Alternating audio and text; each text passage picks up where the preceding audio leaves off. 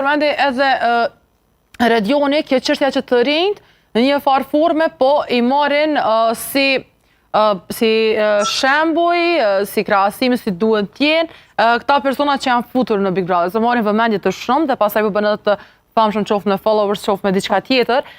Redion, po nisim prej teje, dua një mendim pse e the pikërisht a kanë shembull realisht të rinjt për të marrë nga Big Brother?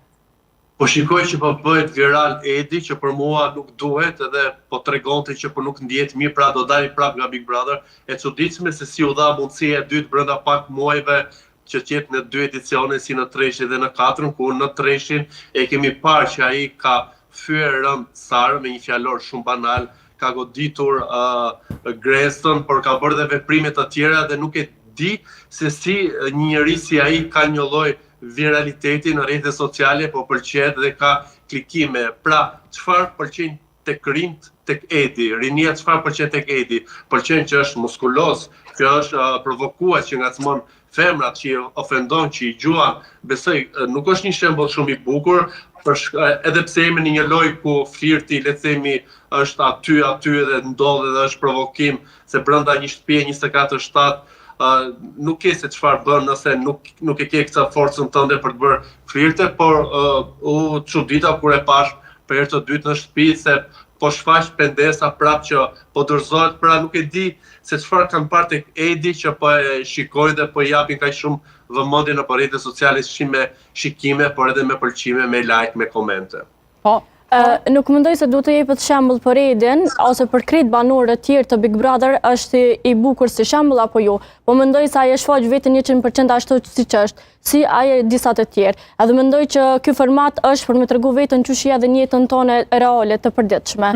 Po i marrin edhe si shembull, Sara? Po i marrin si motiv, e përmendi rasti i për shembull koplet në meshkuj, pastaj që e marrin si të mirëqenie, ashtu duhet me qenë i mashkull. Po pse ju mos mi marr si motiv, nëse vetë se e shohin të arsyeshme, unë mendoj se gjatë ditëve, se janë vetëm 2 ditë Big Brother, edhe nëse ata shfaqin edhe diçka janë të mirë, pse mos mi marr shembull. Mendoj se ka banor aty që mund me tregu prej vetës tyre edhe elemente të mira. Jo vetëm se është muskuloz ose e ka ofenduar Sarën, ata më pedim, po mendoj se ka marrë mësim ashtu prej Big Brotherit të kaluam, edhe mendoj që nuk ka me përsërit më urojnë. Po. Ja erë këto shembuj që merren?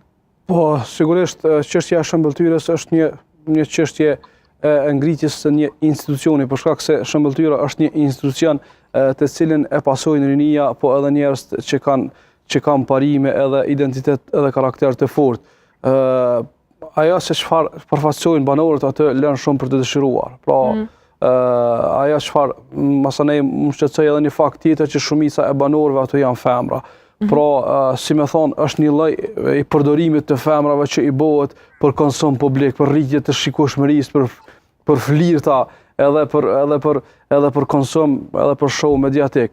Pra, unë besoj që prania e madhe e femrave aty, unë nuk besoj që është vlerë edhe si me thonë, adut i shoqënisë, po edhe si me thonë, i showt, për shkak se po e shohim edhe ne çdo herë kërkojmë drejtat barabarta, kërkojmë që ta fuqizojmë femrën, kërkojmë që ta çojmë përpara femrën, mirë po kur është shenë në praktik, po ndodh edhe kundërta, pra po ndodh që femrat, për shkak se pse me pyet produksionin, pse është numri më i madh i femrave brenda se sa i meshkujve. E do të krejt, çfarë është temë tjetër? Cila është arsyeja që femrat janë në numër të shtuar aty brenda dhe meshkujt janë në numër më pak brenda?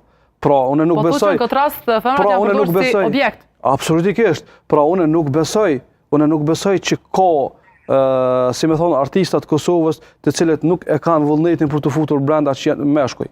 Pra, me bo një farë balansi, mirë po vetë prezenca e numrit të shtuar të femra aty brenda, duke i përdorur meshkujt të tjerë ose artistat të tjerë për flirta, ose edhe për shkak se na e dim shumë mirë se edhe ka aspekte emocional, femrat janë më të ndihshme, femra lëndohet më lehtë, femra preket më lehtë, femra thyhet më lehtë. E ne i shohim, kemi parë edhe në edicionet e kaluara kur femrat kanë qenë objekte të talljes, objekte të flirtimit, objekte të nënçmimit, objekte të stigmatizimit, objekte të përçmimeve të ndryshme, të lojrave të ndryshme që i kanë bërë nga meshkujt edhe planet që i kanë thurë ata, për shkak se ne kemi përcjellë 24/7, kanë qenë në monitorim të kamerave, pra kanë qenë objekte të një farë lloj dhunës, po quaj dhunë direkte mirë, po dhunë, qoftë ajo psikologjike, qoftë e flirtit, qoftë e presionit, qoftë e shpifjeve, qoftë të bartës fjalëve, e gjërave të ngjashme që kanë ndodhur. Pra unë nuk besoj që shoqëria kosovare, rinia kosovare ka çka merr örnek edhe model nga ata njerëz, për shkak se cili është yrnek ose cili është shëmbëltyra